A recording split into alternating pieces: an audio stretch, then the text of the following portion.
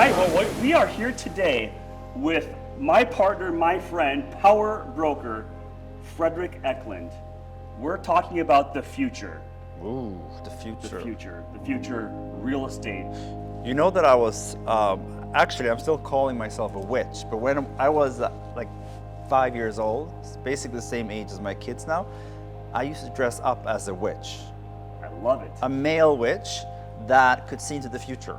And I still, in business, in personal, I always feel like I can see into the future. I always know sort of what's going to happen. Okay. It's a very good quality, so you can ask me anything about the future. This discussion should hit well then. So I always say in order to talk about the future, we must first understand how we got here in the past. So let's talk about 2021, a banner year for Eklund Gomes. Almost $4.6 billion in sales. Transactions. In transactions, $4.6 billion in transactions. That's a huge feat. Yep. How does Eklund Gomes get there? How to understand where we're going, we have to understand where we've been. How do you do those numbers in a year? Well, first of all, let's put the numbers aside, because anytime anyone, including myself, brags about the number, in this industry, it gets like a little, okay, we've heard it all before. And for most people probably watching this, if you're in the industry or not, it doesn't mean anything. I mean, it does to you and me, because to your point, we have, we went from 2 point something, then we went to 4.6 something. So we're moving up. But for most people, these numbers are so obscene and they're so crazy and they're so big. I'm not trying to discount what we're doing, but I think foremost is what I call the family. The team. We didn't even call ourselves team members. We say family members. And I always say, and I will say it until I die, that that's more important than the number. It really is. And maybe that's because because of the family is why we're getting these crazy numbers. Yes. Because the camaraderie, we take care of one another, we travel together, we go to dinners together. I mean, do we fight here and there? Yeah, maybe, but we don't allow any negativity, and we don't allow people to compete within the team, because God knows there's so much competition going around in the industry between teams and companies. So that is the real reason why we could do those crazy big numbers and why we continue to beat those numbers. But even, I love that, and I agree. I mean, as a part of the team, I've never felt more like family. Even with that, I've heard other people say family, but there still must be... Wait, who said family? I don't think I've ever seen or heard of a real estate, whatever, entity, team, company that call themselves, without even exaggerating, without like trying to be cute or anything, call each other family. We do. Yeah. And we are. And by the way, there's nothing gimmicky about that. I came to New York without my family back in Sweden. I felt very lonely. I've talked about this, it's highly publicized. I wrote about it in my book that I didn't have anybody. I mean, literally nobody. And real estate is so, the highs are high, the lows are lows. It's very a lonely industry. And I started the team with John, my best friend, because I didn't have a family. And when I went into the office that morning, I could see my family members, a very small family at the time, and now we have a very big family. But so it really starts with that. It's a real thing. But nonetheless, you still come to Los Angeles, 3 years ago, 2.5 years ago? Well, I can't get away anymore by saying that I am new here, because I think it's 3 years this summer. So 3 years, but still, nonetheless, you come here in 3 years, you establish in Los Angeles, you expand into Orange County.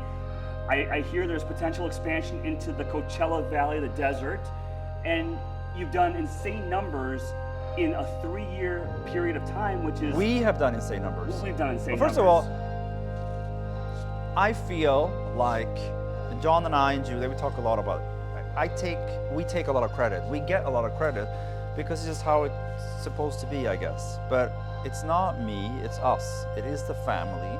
And it's really important to point that out. I feel like we're talking about the future here, so to take a step into the future, what I want to do with this family is actually, I'm not taking a step back, I'm doubling up. John and I are taking a step forward, putting more money, more time, more effort to building even more the family and the company. But I would like, in my mind, it to be less about me, less about John, and less about the founders, and almost like if this is 2.0, if this is 2.0 who we are, I want all the family members to feel like co-founders. I want everybody to feel completely, I mean, it's a circle of a company hierarchy. It's not a triangular with us at the top, and no, that's very important. Yes. So let's talk about the future of Eklund Gomes, because right now the team is in 4 states, entering a 5th with Nevada. Is that correct? That's correct. I mean, when this airs, we've already entered, because we live in the future. This is what I'm saying. I always said since I was a kid, I don't live in the now, I live in the future. Okay, so you're man-witch. Yes, I'm a man-witch. I'm a man-witch. Okay, not that kind of man-witch, but the... I don't know what kind of man. I am a man-witch. So, okay, so 4 states, soon to be 5, 12 markets. The future of Eklund Gomes. What does that expansion look like? Is it more team members? Is it more offices? Is it more satellite offices? What do you envision the future infrastructure looking like for Eklund Gomes? Well, I am just one voice. It's my name so far, and we're the co-founders, John and I, but it's really all of us that make these decisions, and I really believe in this circular sort of organization, not a triangular. We're all making these decisions together. But where we are right now is, I'm really, really proud of. And I don't say that lightly, because if I knew how hard it was to do this expansion, we might not even have done it. I mean, God knows we're so happy that we did it, and we're behind that, and we're profiting, if you will, or capitalizing, maybe is a better word, of all of this, being in the best markets with all the wealth moving around. And we had no idea that the expansion pre-COVID was going to be so important for us when different markets change and sub-markets like Malibu, like the Hamptons, like Palm Beach just like exploded.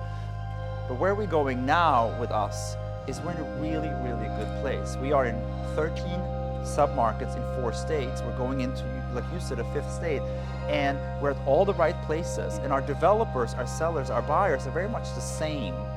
And we have the best condo buildings under development or on the market with some of the best hotel flags in the world. And I really feel like we're in the center of this like informational money storm, if you will, of what's real estate, and coming out of this incredibly historic year of 21 into 22, and we're already beating 21's numbers. So to answer your question with a lot of passion, as you can hear in my voice, we don't want to double or triple in size. We wanted to be the best of the best, be like that SWAT team, that A-team, like Navy SEALs. I don't like to use the word military unit, but like you look at us, you hear about us, you read about us, and you think like, holy moly, they're stratospheric. Like, and this is not my big ego talking, this is the real track record, where we're so unusually large for a team or unusually small for a company. We're somewhere in between because we have Douglas Elliman, the big gorilla that helps us, but we're completely on our own in many ways, and we have our own brand and our own family energy, and that model I think is going to help us immensely moving forward. I agree, and I want to know from you, do you think that coming out of a few years of pandemic, that has set this team up for success? Because Eklund Gomes is currently situated in the most dynamic markets: Miami, New York, Los Angeles, Orange County. Don't forget about Brooklyn. Woo! Brooklyn, Florida. I mean, you're all of these insanely spectacular markets that have now become the recipient of people moving all over the world. Austin, Houston, Exactly. Dallas. I mean, yes.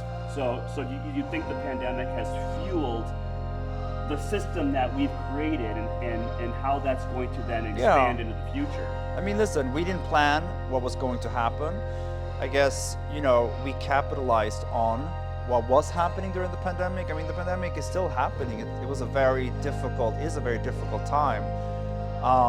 Unknown to anybody at the time, there was so much wealth being redistributed. Some people say there was a sort of East Coast migration to Florida. There was a lot of people going into Texas on a whole different level that we had ever seen before. I already mentioned the Malibu, the Hamptons, the Palm Beach, Palm Springs, those kind of markets just exploded. OC had a lot of people moving down from LA and even San Francisco coming down, because now, for the first time ever, people could live far away from work, or rather work anywhere they wanted to live. So why wouldn't you, buy this house that we're sitting in now, look at the water, get on your phone and do your work from there? So it was a little bit of luck and a little bit of a lot of hard work getting into these places. Now, where are we going to go from here into the future in a post-pandemic world? I think that this trend that we're seeing, larger lots, larger houses, larger apartments, really highly amenitized homes and buildings, more bedrooms because everybody wants a home office or a home gym, and of course, clearly spending more of your wealth on where you live because you can sort of work everywhere. That trend is going to continue. So I have a question for you, because what you say makes sense, and with people moving all over, moving fast, I think that we live in what I call the attention economy, which is we are in a market where people's attention is highly coveted. What did you say? I'm not. A sailboat. Oh, sorry, I got to keep my attention on you. My point exactly, my friend. So attention is. Sorry, I couldn't help myself. You put it up there for me. Attention is very hard to get. Especially mine. It's very finite. And we live in a world where this has become the key to access to that. So how does this and marketing trends in real estate, how is that going to relate to marketing in the future, marketing homes, getting people into homes? What are your views on trends in the future of marketing? I think all of that is pretty basic, no offense. I feel like we're already in the future. I mean, we were always very digital. I mean, listen, not perfectly digital, because we did have ads and we did have printed material, we did have printed pitch packages, but what we realized early on, first in New York actually in the spring of 2020, is that people didn't want to even touch things. It had already started there, but of course people were like, ooh, a brochure, ooh, so everything moving forward is going to be digital, and all the marketing, all the social, all the email blast, all the pitch packages, all the traffic and how we market these things starts, not ends, with digital. So before we used to design things for print, and then the digital version of it was sort of a secondary idea, but now it's the opposite, of course. But I think what a lot of people are not doing is to look at the data. Like, where are the buyers coming from? What are the sellers looking at online? Who is the buyer? And this old saying like, oh, I know all the buyers, I know all the brokers because I lived here, that doesn't work anymore, unfortunately, maybe. Because now the buyer can come from Monaco, it can come in flip-flops from Malibu, it can come from, Shanghai, or it can come locally. But the idea now is to package the listing, if you will, the product so beautifully and uniquely, and then open it up to millions and millions and millions of eyeballs. And that's also going back to the team, rather the family. Not one broker can do this. You can have a team of 5 people, but you can't, no one can alone with 5 people, even if you have a big company behind you, get that information out all over the world to millions of people. But if I take your listing and we're 100 people on our team, and everyone, 99 other people, with millions and millions of followers, blast that out. It's a large blanket. It's a large blanket, and that's what the seller wants. So I tell people that in this era of real estate, that the days of local experts are dying, and it's becoming more about being an exposure expert. Do you agree with that?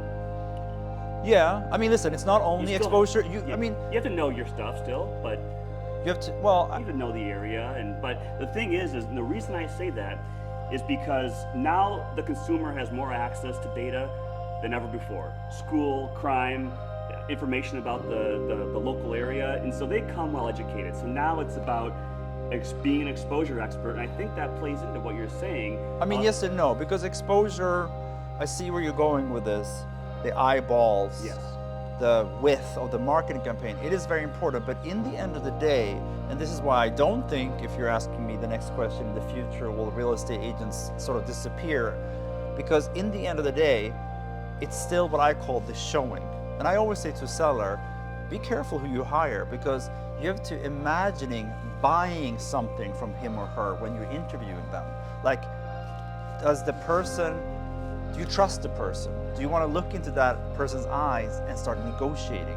Is the person knowledgeable? Is the person make you happy, make you relax, make you stress? Like, there's a lot of things that exposure and eyeballs can do for us, but in the end of the day, someone's going to walk in and have a showing from someone. and really leave there feeling like, wow. It's still an emotion game, you're saying. Yeah, it it's still comes always down to it's always going to be, and like Yeah. my theory and why I'm so quirky maybe it's just my personality, but I've always thought if people have fun when they're doing real estate, like buying or selling, then I'm going to be more successful, because real estate is such a high powered game, if you will, and it's so stressful, and it's like the most financial decision anyone's going to make in their lifetime, and people are already like this, you can see it.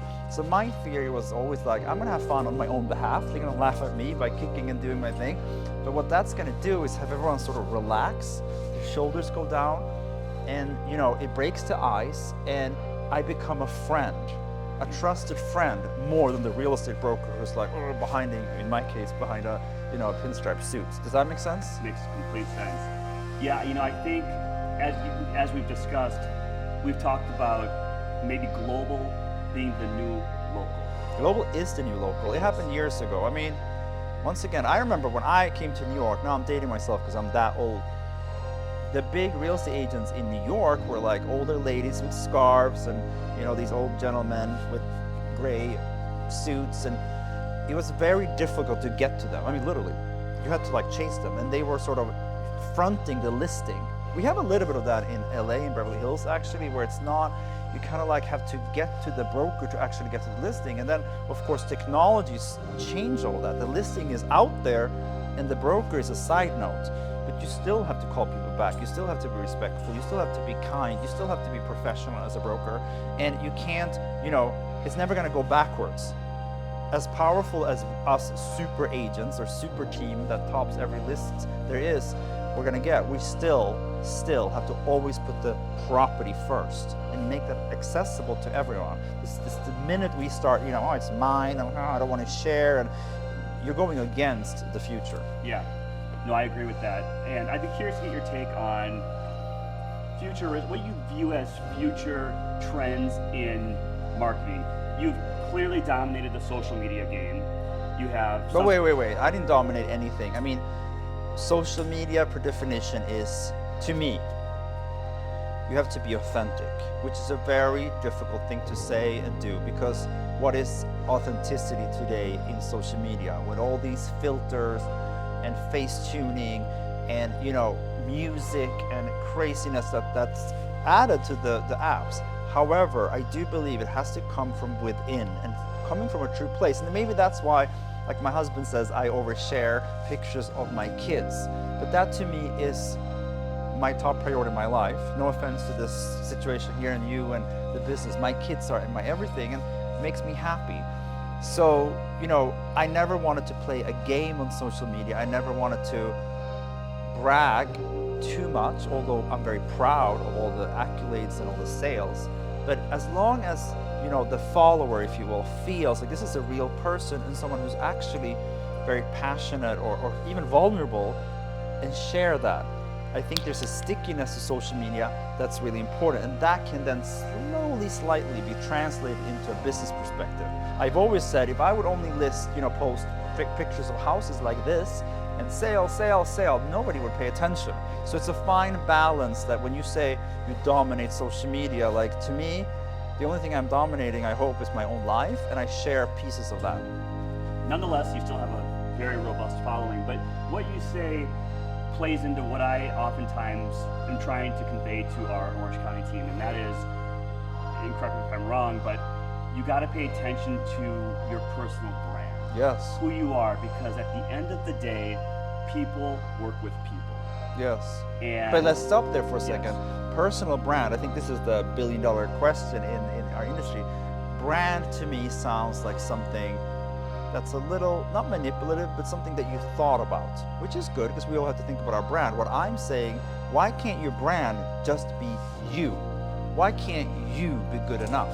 Why can't you take all your quirkiness and maybe even your secrets and take everything that you've been hiding off in a closet maybe and just put it out there and be proud of it, and that's stickiness. I agree. Like being you and being proud of who you are. I mean, it's everybody talks about this, but I think that is your brand. If you're going to try to fabricate a brand that you think people are, you don't know what people emotionally are going to attach themselves or detach themselves to that brand. You don't know, so you can think about it all day long, but it's going to be a boring game to play. And God, I know a lot of real estate brokers. I can see it a mile away. This is their brand. This is what they fabricated, and now they're going all out at it. Just start with yourself. I agree. No, don't front on a persona. Just be yourself, and that's what I'm trying to articulate to our team. Is for one, don't be shy. Yes. Just go out there and have the confidence that people will enjoy you for being you. Don't be shy. Put it out there. But you also, sorry, I keep interrupting you. When you say don't be shy and put yourself out there, I think that's really hard to do as a real estate agent because, and sorry if I'm taking back the microphone here, this reminds me a little bit when I started the show on Bravo, 11 years ago, and maybe people watching this are thinking it's easy for you to say to have a brand, to be personal because you are a TV star or whatever, but it wasn't always like that. And when I pushed through to get the offer to be on that show, everybody said, no, don't do it.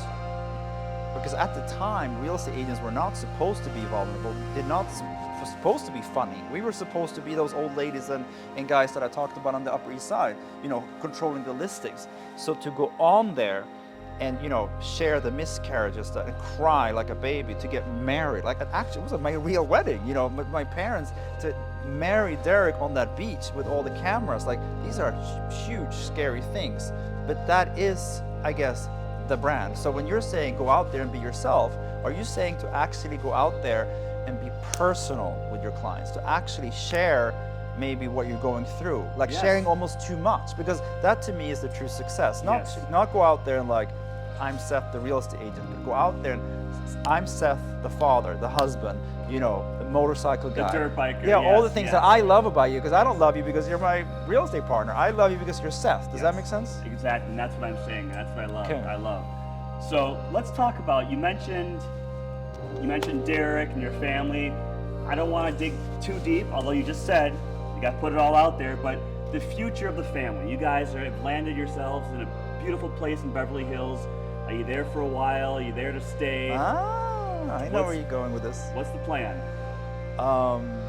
Well, we love our house. We moved around a lot. This house, which we call is the Color Estate, it was featured in the Architectural Digest. No, it means a lot to me because it's like my family's art, his art, my grandmother's table after she passed. Of course, it's the kids' bedrooms. They pick their wallpaper, and it's so much us. We never designed it for anyone else. And I don't even know if anybody else wants to live there. I don't care, it's ours. So for the first time really in my adult life, with the exception maybe of the Connecticut house that we still have, I feel like I've created a real home. I mean, in many ways, I've been moving around, even in New York, for the last 20 years. So and maybe you can see or feel this in me. I'm actually happy. I'm fulfilled.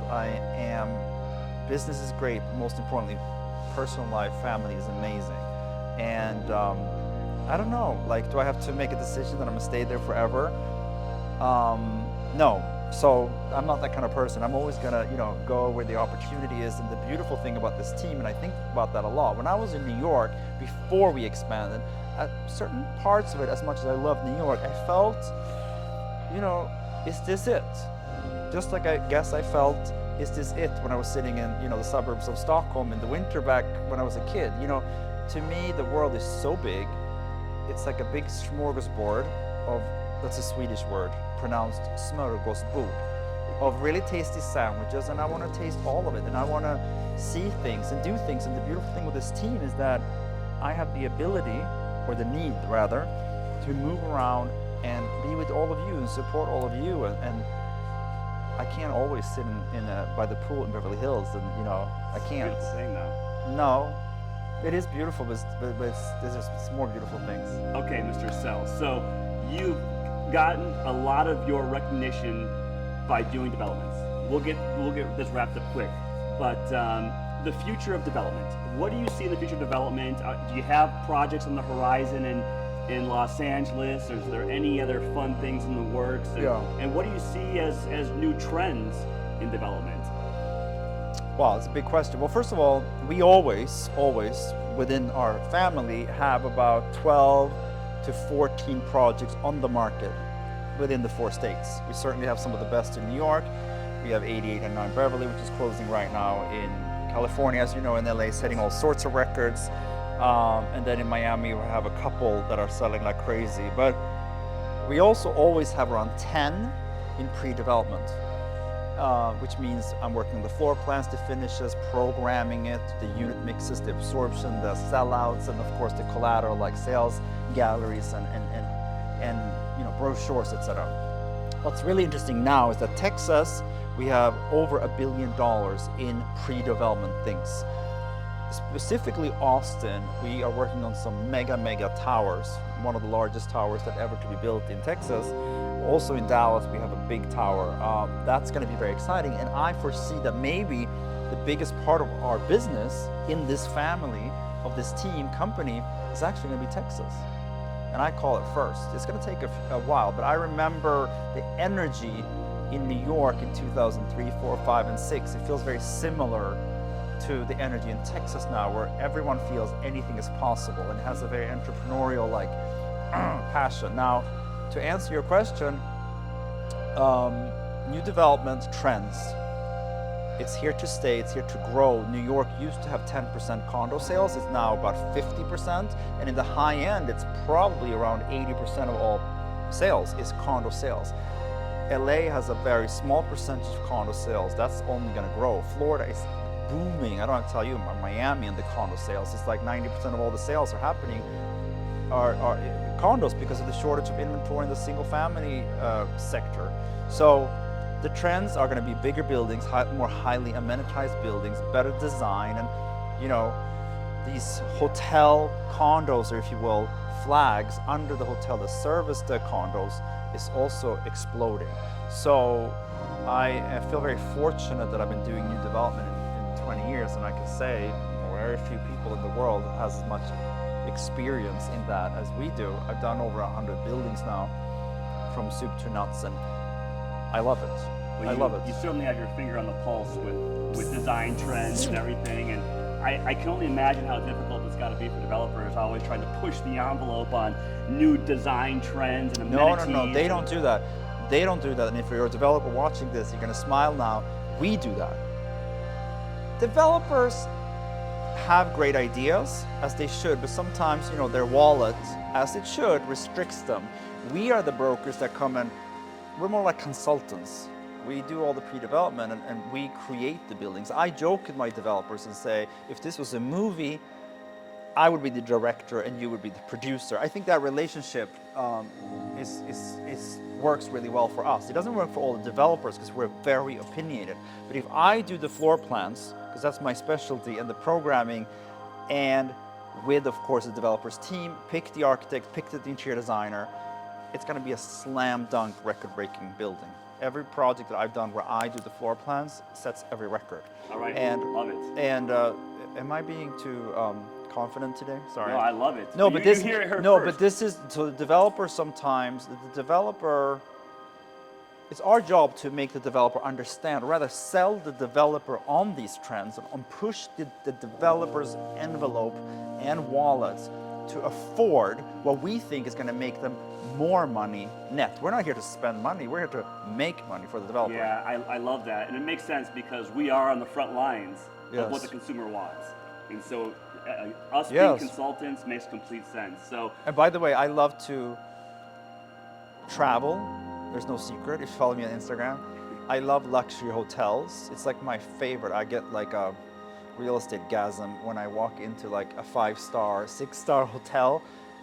And it's not only to splurge and to live large, it's actually to look at the trends in design, to look at trends in hospitality, the newest restaurants, the newest spa, whatever it is, architecture, and then take that home in my brain and bring it back to United States and implement that in our markets. And on that note, like New York will always, I assume, maybe Miami for the first time is competing with New York, but New York will always lead the way on architecture and design, especially in the new development arena. So in order to take all that knowledge that we have and implement it in, for example, Texas, is really exciting and much needed. yeah, I love that. So One more question, and I know it's the burning question that the audience likely has. Okay. You threw a haymaker out there I did? this year that you have left after, what, 11 seasons with $1 million listing, LA, New York. You've Yeah, left. it was 9 seasons for New York and 2 seasons for LA. I was on both. 11 seasons, and you parted ways. And I think everybody wants to know, what does the future hold for Mr. Sell, Frederick Eklund? You mean in the TV space? In the TV arena, what do you think? Is there something on the horizon? Yes, there's a new project for a big streaming giant that I've been working on for a long time, and it's very exciting. It's going to hopefully be a big thing. But now, you know, I just want to mention about Bravo because I'm very grateful. I really am. And a lot of people ask me, you know, why? I mean, most people get it, I think. Like, okay, you're on something for 11 years. I remember when I was writing the caption for my Instagram post and was going to put it out there, and I was with my brother, and I told him, what do you think? Like, he said, just put in the first sentence that after 11 years, you're doing something new. You don't have to explain yourself. 11 years, like, that's the majority of my adult life. Good But run. yeah, exactly, it's a good run. It's an end of an era for me. I left on a high note, and I'm so grateful to it. Like, I've always said, business aside, building this family aside with the show and all the money, if you will, and the records, for me, it's been elevated therapy. I always say that because I love filming. I don't like watching myself so much. But when I do, I realize, you know, the imperfections are there. There's a lot of, you know, crazy things about me, Right. and fighting and crying and, you know, overly emotional, and you know, there's a lot of good parts too, but it's all of me, and you can try, of course, on reality TV to kind of hide certain parts of yourself, but over 11 years and so many seasons and hundreds of episodes, you can't, because we film, you know, every day of our lives basically. So it's all of me, and that is the most important gift to me, that I have, you know, grown from it personally. And Well, I wouldn't. that's why people love you, is you've put yourself out there and you've been authentic, as you said before, and that's why people love you, and I think that's why people hope to see more of you. And so I know you need to keep tight-lipped on your next endeavor, but we certainly can't wait, my friend, to see what you have going on next. So Thank you. thank you so much for being here, and let's go sell this place. The price again is 17.5, right? 17.5. Well, can I say this? Maybe the house is worth 17.5, but this view is 175 million. Look at that view. It's- A whale! Let's go! I saw a whale! I saw a whale! I love you, my friend.